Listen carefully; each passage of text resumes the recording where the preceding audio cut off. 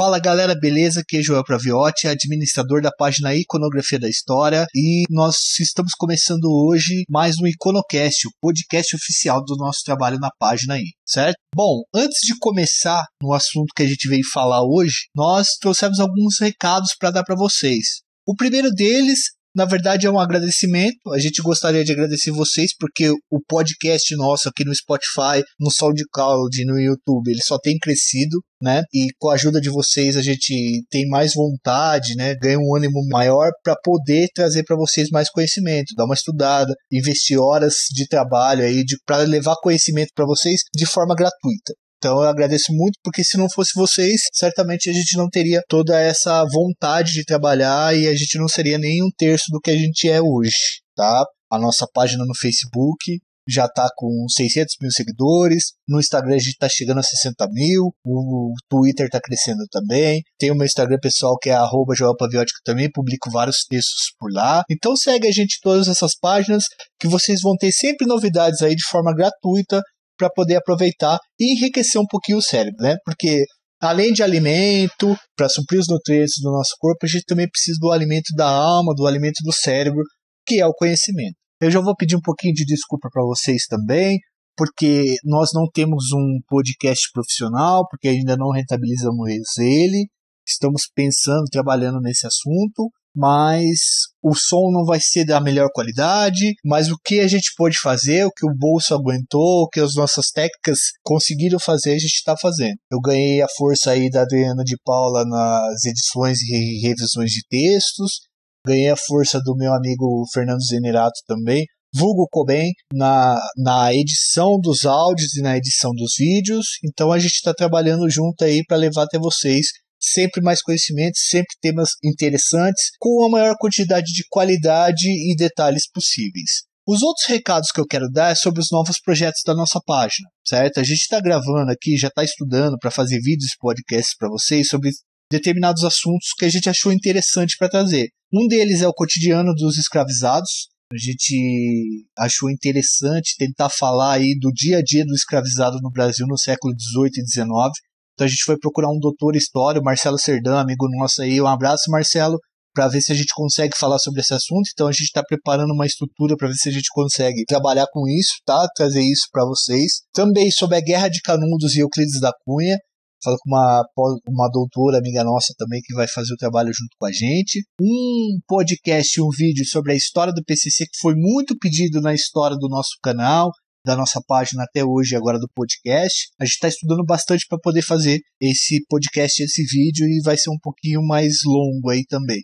E sobre a Guerra Civil Norte-Americana, que é um assunto que eu gosto muito de pesquisar, gosto muito de estudar, e a partir dela a gente tem pano para discutir outras coisas mais também. Então esses são os episódios que vão vir aí pela frente, que a gente está tentando trabalhar aí. E um tema ou outro, a gente está tentando manter um podcast por semana. Eu sei que é difícil, é complicado, às vezes a gente vai faltar uma semana ou outra, mas eu espero que você possa nos ajudar aí, compartilhando, escutando, nos seguindo, tá? Você consome, os nossos seguidores consomem os nossos conteúdos, que são frutos de muitas horas trabalhadas de forma gratuita, e a única coisa que a gente pede para você é que leve o nosso nome, seja multiplicador das nossas ideias e do nosso trabalho. Hoje o assunto do dia nosso, o assunto do podcast, é o caso dos Irmãos Naves. Uma história bem pesada mesmo, que causa muita indignação, mas a gente vai conseguir aprender muito com ela também. Então, roda a vinheta.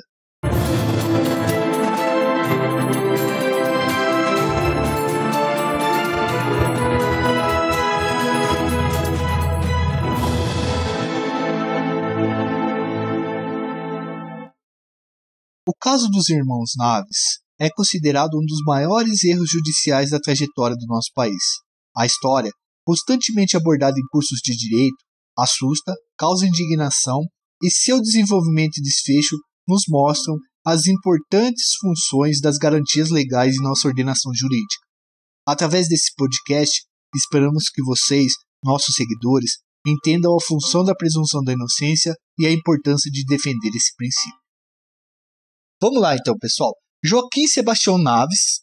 Joaquim tinha 27 anos, Sebastião Naves 32. Eles moravam na cidade de Araguari. É uma pequena cidade que fica próximo de Goiás, mas fica em Minas Gerais.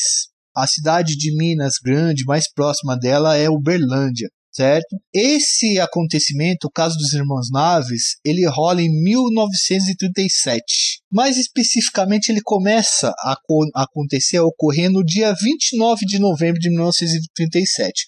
E tem como personagens principais, a princípio, Joaquim Naves, Sebastião Naves, esses que eu falei primeiro para vocês, e Benedito Caetano, um primo e sócio dos irmãos. Então esses três indivíduos moravam na cidade de Araguari, eles eram agricultores, plantavam sobretudo arroz e outros cereais. Eles eram primos e sócios, e não sócios só na roça de arroz, mas eles eram sócios também de um caminhão Ford que eles tinham para poder carregar essas sacas. Os dois irmãos, o Joaquim e o Sebastião Naves, eles eram pessoas mais simples, mais humildes, sem uma ambição muito grande de crescer economicamente, de ganhar muito dinheiro.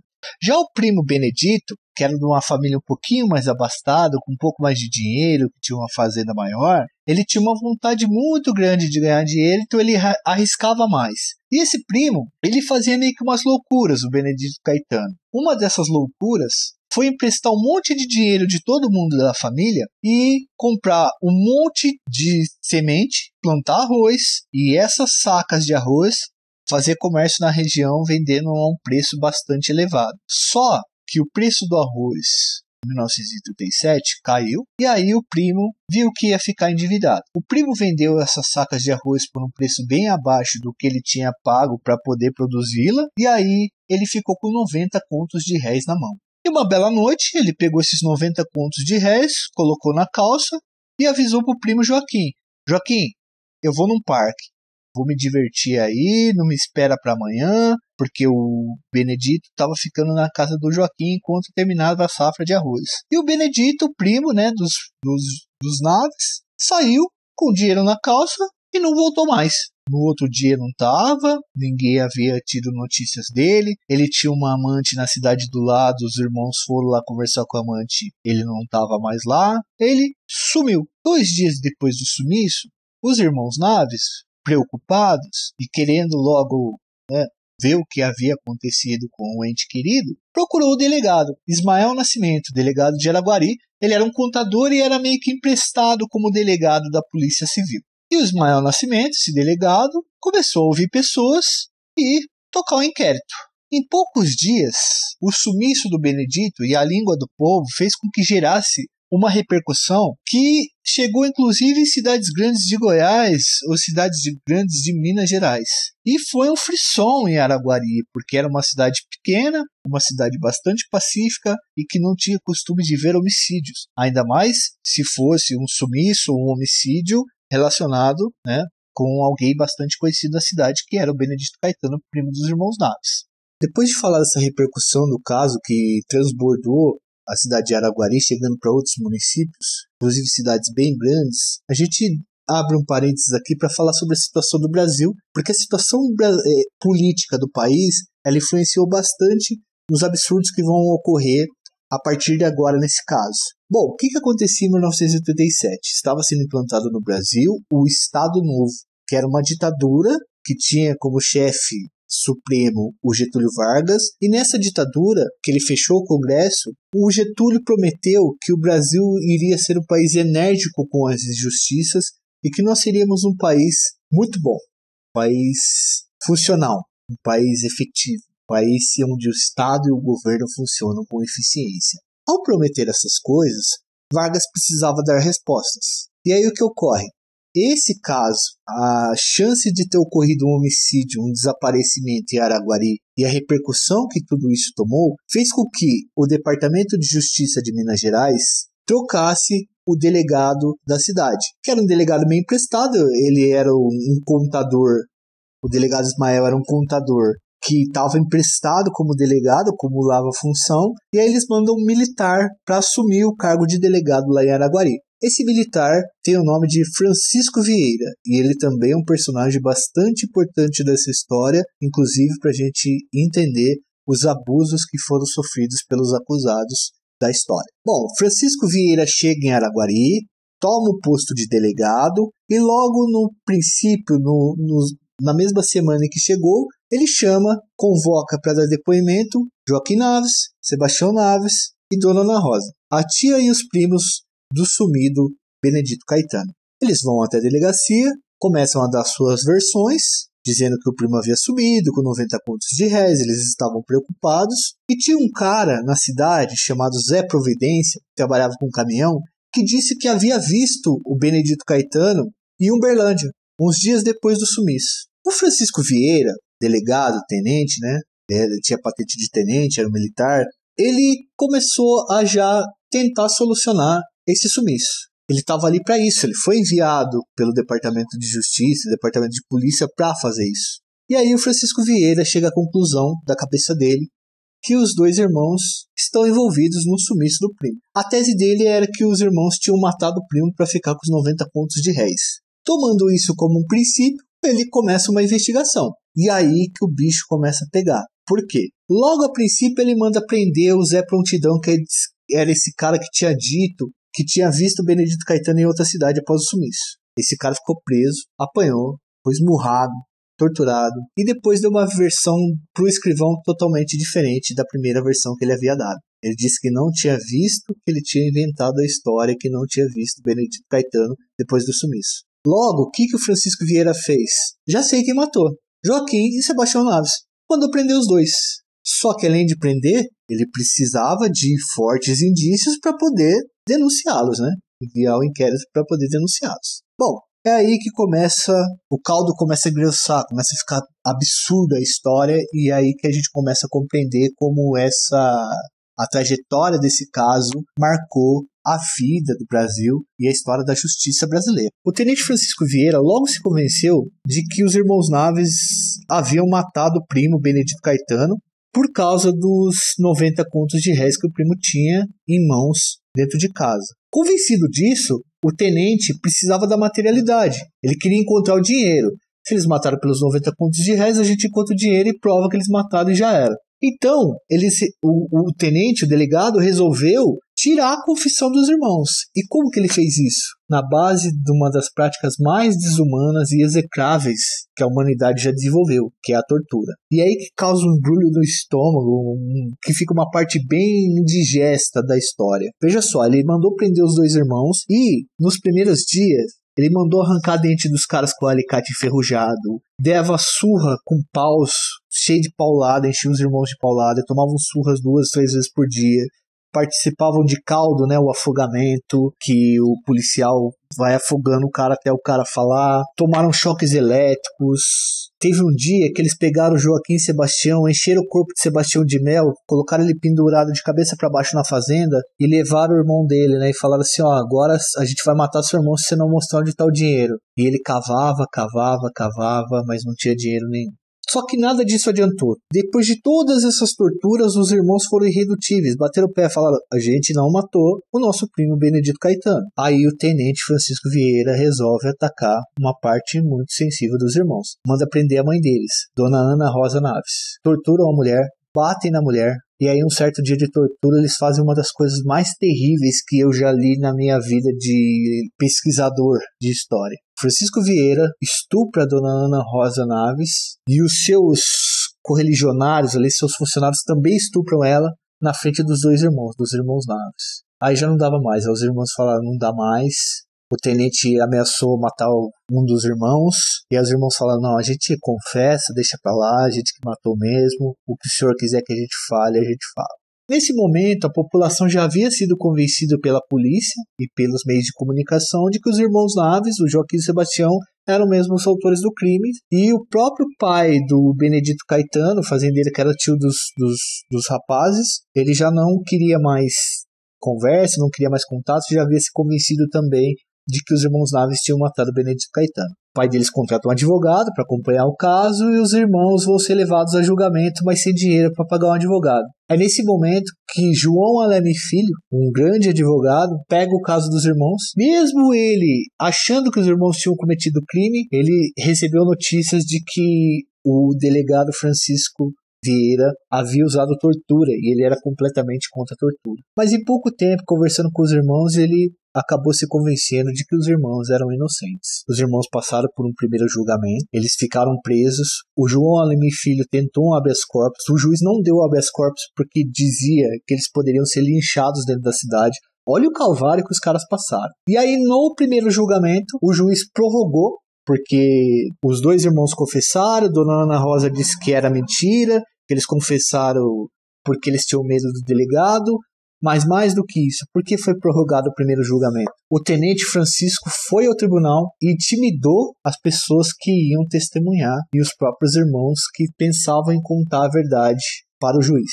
O João Alemir Filho sacou que isso estava acontecendo, fez um pedido para que o tenente não aparecesse mais lá, enfrentou o cara, e no outro julgamento o tenente não foi, e eles foram absolvidos, os irmãos Naves, por 6-1.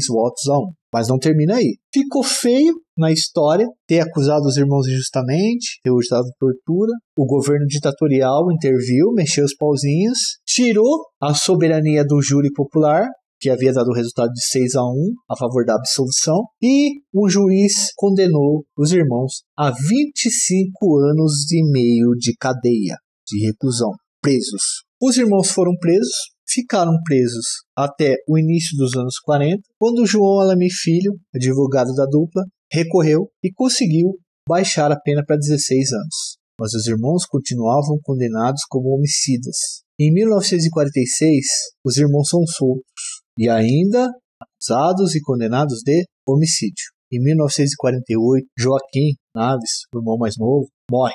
Ele falece de um problema que ele desenvolveu, uma enfermidade que ele desenvolveu dentro das celas da cadeia, onde eles ficaram presos. Em 1952, o Benedito aparece numa cidade ao lado de Araguari. Ele é visto na cidade andando. Essa notícia chega até Sebastião, o irmão que ficou vivo. Sebastião, junto com policiais, o delegado da cidade e um jornalista, vão até a cidade vizinha e encontram o Benedito dormindo tranquilamente numa cama, num quarto, a fazenda do seu pai, e o primo estava lá.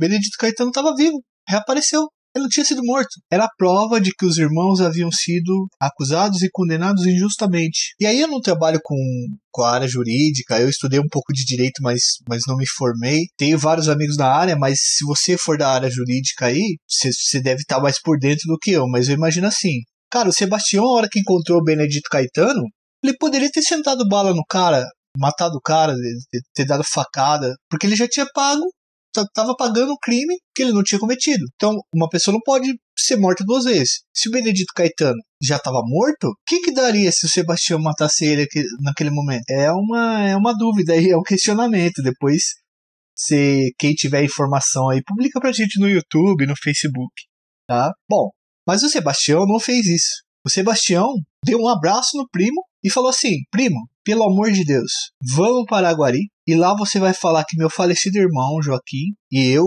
somos inocentes e que a gente não matou ninguém por causa de 90 contos de réis, a gente não pensou em matar ninguém, a gente é honesto. Por favor, a gente queria que você falasse isso. Pode ser? O primo Benedito estava preocupadíssimo. Ele foi escoltado por vários policiais para Araguari porque o povão queria linchar ele e reconheceu. Então, a mesma população que queria linchar os dois irmãos porque achavam que eles haviam matado o primo, queriam depois linchar o primo porque havia desaparecido. O primo sabia, Benedito Caetano sabia que os irmãos estavam sendo acusados pela repercussão que o caso deu. Mas ele não apareceu porque ele tinha feito dívida com muita gente, ele tinha feito muita burrada e ele tinha medo de que algo pudesse acontecer com ele. Sebastião levou o primo para lá junto com a polícia e ele foi dar depoimento ao delegado para comprovar que realmente ele era o Benedito Caetano, bendito que havia sumido. Ele falou: não, eu posso provar que eu sou o Benedito, minha família vai vir para cá, vou pagar uma viagem de avião para eles, eles vêm para cá, eles explicam isso. A família do Benedito Caetano estranhamente morreu nesse acidente de avião, a esposa e o filho, mas mesmo assim conseguiu se provar de que se tratava do Benedito Caetano mesmo, de verdade. A felicidade de Sebastião era inexplicável, da dona Ana também, e em nenhum momento eles quiseram vingança por conta disso. A literatura sobre o assunto deixa muito bem claro essa situação. E aí começa uma batalha onde o João Alemir Filho, o advogado, entra com um pedido de revisão judicial no caso dos irmãos Naves. Só que isso ocorreu, o aparecimento do Benedito Caetano ocorreu em 1952 e só conseguiram O João Alamir Filho e o irmão sobrevivente, o Sebastião, só conseguiram rever a pena, ser absolvido, conseguir o direito à indenização do Estado, a indenização mais cara paga até aquela época por erro judicial, em 1960, 8 anos depois. Só terminou mesmo o caso, a família recebeu dinheiro, começou a receber o dinheiro em 1964. Sebastião morreu em 64. Dona Ana morreu pouco antes do João Alamir Filho, o advogado, no início dos anos 90. Foi quem mais durou da família. E eu acho que ela ficou viva meio que para contar toda essa história como um símbolo dessa injustiça que foi cometida, para nunca deixar que isso morresse. Muita gente de Araguari pediu desculpa, os descendentes pedem desculpa até hoje por acreditar em algo que não existia. E é bastante interessante essa história para a gente conseguir entender e valorizar o princípio da presunção da inocência. Por que esse princípio é importante? Nós que temos que obedecer a uma Constituição, que vivemos num país, num Estado democrático de direito, temos sempre que lutar e lembrar que a presunção da inocência é muito importante. Que casos como o dos irmãos Naves podem acontecer com qualquer pessoa.